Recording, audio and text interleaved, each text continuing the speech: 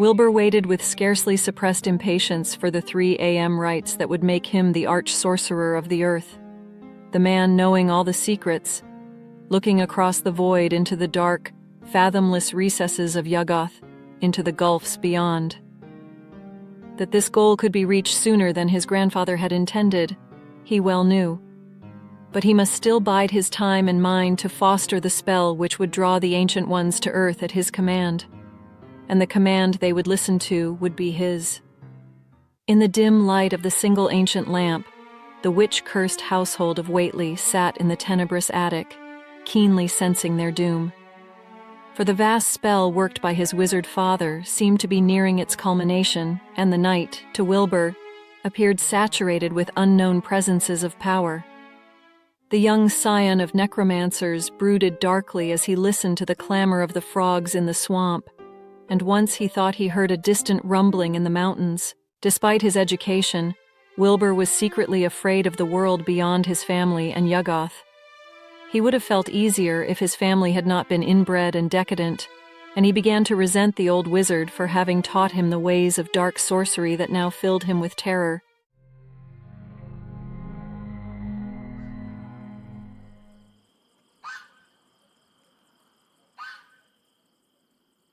His thoughts were interrupted by the sudden barking of the dogs outside, and Wilbur rose to peer out of the small attic window.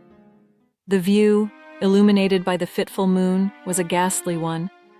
The landscape, with its twisted trees and haunted ruins, seemed to quiver with an unnatural light. The very air seemed thick with a noisome vapor, and Wilbur shivered as he gazed upon the accursed land.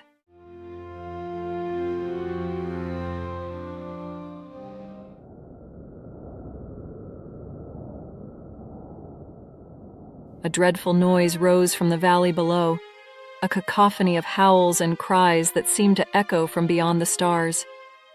Wilbur's heart pounded in his chest as he realized that the moment had come. The ritual was beginning, and the forces he had summoned were about to be unleashed.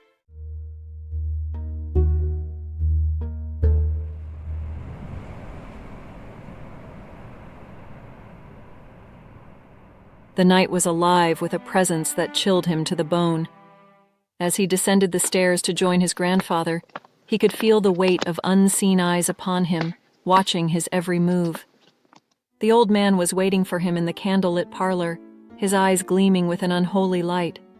The air was thick with the stench of decay and corruption, and Wilbur gagged as he approached the altar. "Tonight," the old man whispered, "we call upon the Ancient Ones to rend the veil between worlds. Tonight, we summon the horrors that lurk beyond the stars." With trembling hands, Wilbur began the incantation, his voice rising and falling in a guttural chant. The candles flickered and guttered as a cold wind swept through the room, and the shadows on the walls seemed to writhe and twist in response to his words. Outside, the howling grew louder, and the very ground seemed to tremble beneath their feet. Wilbur's voice grew stronger, more insistent, as he called upon the dark powers that he had spent his life studying. The old man joined in, his voice a harsh croak that grated on Wilbur's nerves. As the final words of the spell were spoken, a terrible silence fell over the room. For a moment, nothing happened. Then, with a deafening roar, the air was rent asunder and a blinding light filled the room. Wilbur staggered back, his eyes wide with terror as he beheld the horror that had been summoned. A monstrous, amorphous mass writhed and pulsed before him, a creature of unspeakable evil.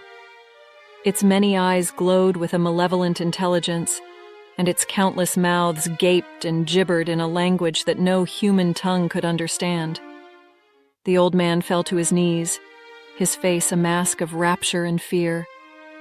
"Behold," he whispered, "the Dunwich horror."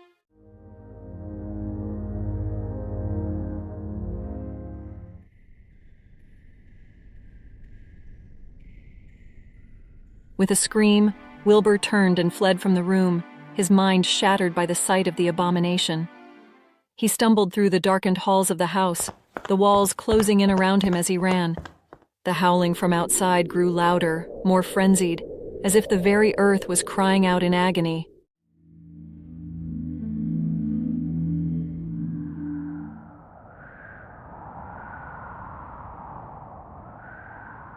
He burst out into the night, the cold air biting at his skin. The landscape before him was a twisted nightmare, a reflection of the madness that now consumed him.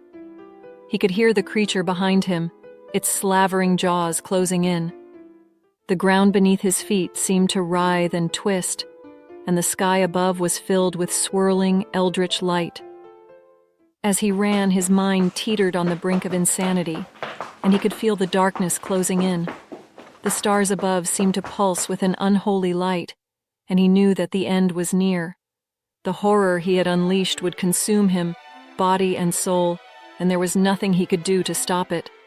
In his final moments, as the creature's foul breath washed over him, Wilbur realized the true extent of his folly. He had sought power and knowledge beyond the ken of man, and in doing so, had brought about his own destruction. The Dunwich horror had been unleashed, and there would be no salvation.